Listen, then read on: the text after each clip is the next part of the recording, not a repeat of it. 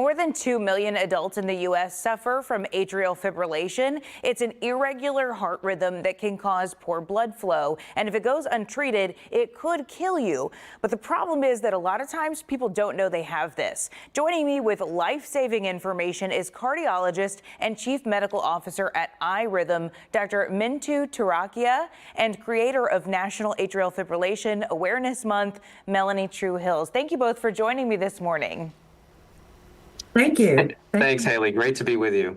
Yeah. Dr. Turakhia, will you start off by just explaining what AFib is? Yeah, atrial fibrillation, or AFib, is an irregular and often very fast heart rhythm disorder. Now, some people are aware they're having AFib the minute they go into it. Your heart races, they feel palpitations. Some feel like it is a fish flopping around in their chest. You can also feel short of breath or lightheaded, but often patients are unaware. They may feel fatigued or feel nothing at all. And the fact is that anyone can develop AFib. The risk now goes up with age, especially over age 65. But there's other risk factors too: high blood pressure, being overweight, diabetes, moderate or heavy alcohol use, just to name a few. Now in the US, Haley, there's 3 to 6 million folks who have it. By 2030, we expect 12 million. The important point is there's 1.5 million adults who don't even know they have it, and that's why we're here. You know, those symptoms, though, are kind of vague. You kind of hear a lot about people who have, oh, I feel like my heart's racing, or they feel a little bit dizzy from time to time. Those would be symptoms that people would easily dismiss. So how would they find out if they have AFib?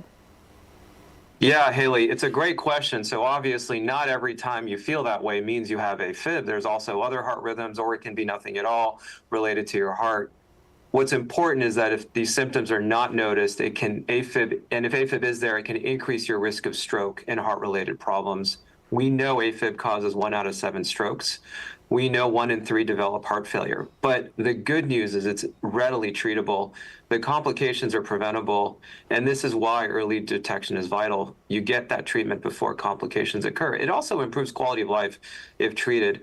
But the point is, you need that diagnosis from your doctor before you can act. And that requires a medical grade ECG. That's an electrical photograph of your heart. And that has to happen at the exact time you're in AFib, which can come and go. You used to have to go to the doctor's office, but now with modern technology, medical grade ECG come right to your home. They can record that signal for up to 14 days. And it's come a long way. At iRhythm, we have the Zio monitor. It's called Zio. It's a patch that a patient can place on their chest, and it continuously records for 14 days while you go about your life. And again, that helps your doctor make that diagnosis or other diagnoses to help get to early detection. Okay, yeah, it would seem like, with all this technology at our fingertips, that's a great invention to have. Is that available to people in Houston? Absolutely. I mean,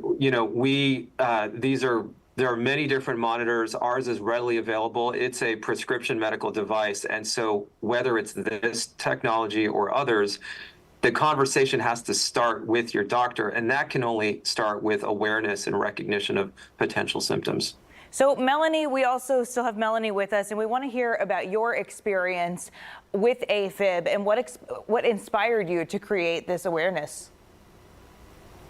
So, Haley, AFib hijacked my life, and I was afraid to go anywhere for fear that I'd have a stroke.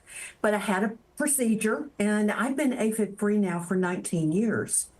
But I didn't want other people to suffer like I had, so I started stopafib.org to help those living with AFib to get their lives back. And I also knew that AFib was the most common unknown condition, so I created AFib Awareness Month to raise awareness and to get people diagnosed and treated before they have a stroke. What have you done to help other people? Have you helped other people identify AFib? Oh, absolutely. We've raised awareness. We've helped people know about AFib so that they can get diagnosed. And then we also have resources to help them once they are diagnosed. So I created stopafib.org as a patient-to-patient resource to share what I and other atrial fibrillation patients have learned.